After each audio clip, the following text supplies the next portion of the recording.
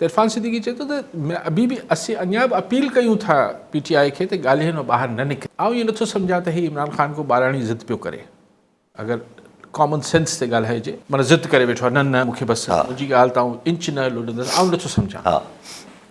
आउं सम्झां थो त जेके पसे पर्दा ॻाल्हियूं थी रहियूं आहिनि ऐं थी रहियूं हूंदियूं, उन में शायदि इहो तय थियो आहे त ख़ान साहिबु हिन सरकार सां ॻाल्हियुनि मां पुल आउट करे वञे।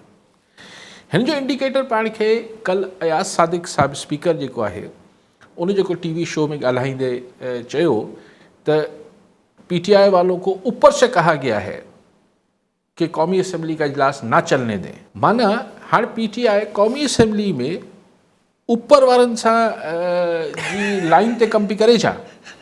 त ऊपर वारनि जी लाइन ते अगरि कम पई करे PTI वारा त पोइ मतिलबु इहो थियो त ऊपर वालों से PTI जा मामला ठीक थी विया आहिनि।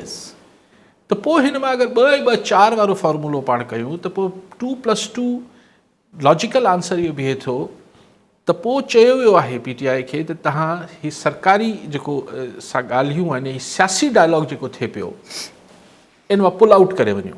ऐं पोइ हिकिड़ो थोरो प्रोसेस लॻंदो, यानी हिकिड़ो थोरो टाइम लॻंदो, पर पाण ॿई गॾिजी को ॿियो फॉर्मूलो स्क्रिप्ट तयारु करे वठूं था या तयारु थी वियो आहे।